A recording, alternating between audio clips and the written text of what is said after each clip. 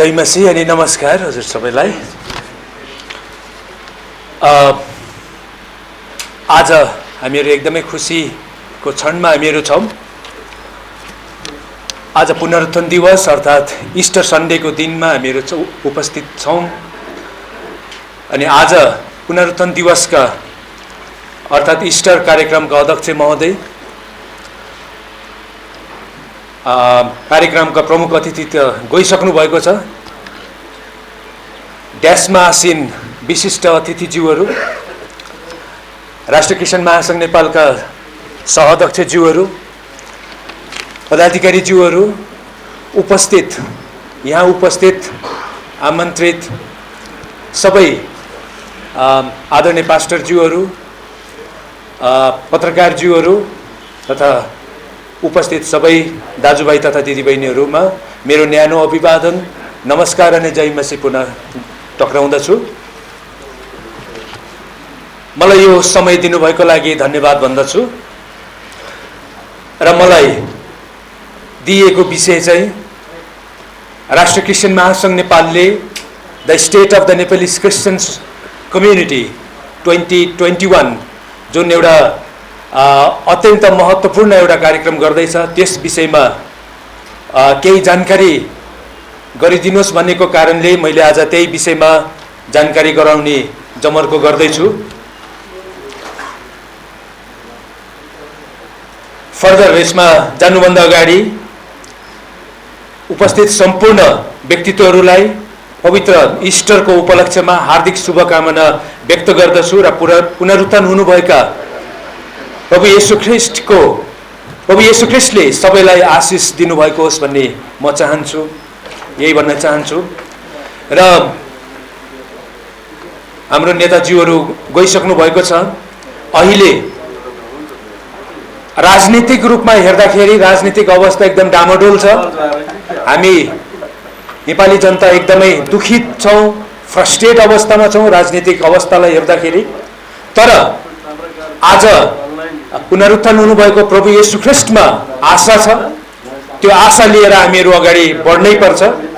राजनीतिक अवस्था जस्तोसुकै भए तापनि राज्यको एउटा निकाय केन्द्रीय तथ्याङ्क विभाग राष्ट्रिय जनगणना 2078 मा केन्द्रित छ र राज्यका विभिन्न अङ्गहरू यस महान कार्यका लागि अहोरात्र खटी पनि राख्नु भएको छ। राष्ट्रिय जनगणनाले सबै क्षेत्र तथा भौगोलिक स्थितिका साथै सबै नागरिकको अवस्थालाई अध्ययन गर्ने भएकोले यो कार्यले सबै कुराको महत्त्व राख्दछ र यसले धेरै असर पनि पार्दछ। राष्ट्रिय जनगणनामा कोही छुटेमा वा केही घटीकमी भएमा एउटा निर्वाचन क्षेत्र नै गुम्ने खतरा हुन्छ, किनकि राज्यका संयन्त्रहरू तथा नीति निर्माणको सवालमा जनसङ्ख्याले धेरै नै महत्त्व राख्दछ। हाल राष्ट्रिय क्रिस्चियन महासङ्घ नेपालले पनि यस विषयमा चासो राखेको छ र यस विषयलाई गम्भीरताका साथ लिएको छ। यहाँ सबैलाई स्मरण गराउन चाहन्छु कि 2068 को राष्ट्रिय जनगणनाले नेपाली क्रिस्चियनहरूको सङ्ख्या एकदमै न्यून देखाएको थियो र महासङ्घले यो कुरालाई सम्बन्धित निकायमा गम्भीरताका साथ ध्यानाकर्षण गराएको स्मरण गराउन चाहन्छु। यसपटक राष्ट्रिय जनगणनामा कोही पनि नछुटोस् र सबैको सहभागिता रहेको होस् भनेर महासङ्घ यस विषयमा गम्भीर भएर आफ्नो समुदायमा सचेतना अभियानमा लागि परेको छ। जब घर घरमा जनगणना लिने गणकहरू आएर तपाईँ कुन धर्म मान्नुहुन्छ भनेर सोद्धा नेपाली क्रिस्चियन समुदायका सबै जनाले आफ्नो छाती फुलाएर म क्रिस्चियन हुँ भनेर लेखाउनु पर्नेछ र यही विषयमा हामीहरूले सचेतना अभियान गरिरहेको यहाँहरूलाई जानकारी गराउँदछु। त्यसैगरी राष्ट्रिय जनगणना 2078 को प्रतिवेदनले नेपाली क्रिस्चियनहरूको सवालमा केवल क्रिस्चियनहरूको सङ्ख्या मात्र देखाउने भएकोले हामी महासङ्घले हाम्रो समुदायको स्थिति कस्तो छ भनेर एक विस्तृत अध्ययन गर्नुपर्ने भएकोले यस विषयमा राष्ट्रिय क्रिस्चियन महासङ्घ नेपालले नेपाली क्रिस्चियन समुदायको पूर्ण अध्ययन वा सर्वेक्षण अर्थात् नेपाली क्रिस्चियन समुदायको स्थिति 2021 नामाकरण गरी यस महत्त्वपूर्ण कार्यलाई अगाडि बढाइ राखेको जानकारी गराउँदछु। यसमा हामीहरूको आफ्नो संख्याको सही तथ्याङ्क त आउँछ नै, तर भौगोलिक रूपमा कहाँ कति कुन भनेर विस्तृत रूपमा हाम्रो आफ्नै सर्वेक्षणको प्रतिवेदनले देखाउनेछ। त्यति मात्र नभएर नेपाली क्रिस्चियन समुदायको आर्थिक, सामाजिक, राजनैतिक आदि अवस्था वा स्थिति कस्तो छ भनेर अध्ययन गरिनेछ। त्यति मात्र नभएर हाम्रो क्रिस्चियन समुदाय भित्रका सबै सम्प्रदाय, शैक्षिक संस्थाहरू, गैर सरकारी संस्थाका बारेमा पनि सर्वेक्षण गर्न गइरहेका छौँ। भनेको अर्थ के हो भने राष्ट्रिय क्रिस्चियन महासङ्घ नेपालले नेपाली क्रिस्चियन समुदायको एक विस्तृत अर्थात् कम्प्रिहेन्सिभ स्टडी र यो ऐतिहासिक रूपमा गर्न गइरहेका छौँ।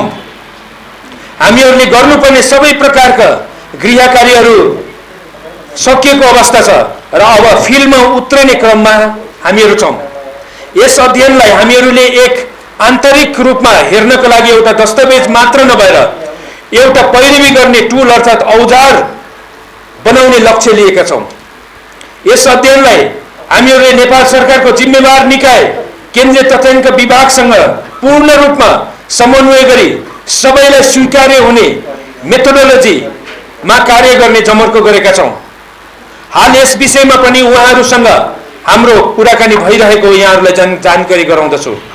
यस महत्त्वपूर्ण कार्यलाई राष्ट्रिय तथा अन्तर्राष्ट्रिय रूपमा नै स्वीकार हुने गरी तथा सबैको अपनत्व हुने गरी पनि कार्य गरिरहेका छौँ। मैले अघि पनि भने कि यस कार्यलाई हामीहरूले नेपाली क्रिस्चियन समुदायका समस्याहरू वा मुद्दाहरूलाई आजको सङ्घीय लोकतान्त्रिक गणतान्त्रिक राज्य व्यवस्था समक्ष पुर्याई सबै नेपाली क्रिस्चियन समुदायको मागहरूका बारेमा आवाज बुलन्द बनाउने प्रमुख लक्ष्य लिएका छौँ। अन्तमा नेपाली क्रिस्चियनको पहिचान तथा नेपाली क्रिस्चियन समुदायलाई स्वाभिमान र अधिकार सम्पन्न बनाउने प्रमुख उद्देश्य लिएर यस कार्य गर्न गइरहेको यहाँहरूलाई जानकारी गराउँदछु।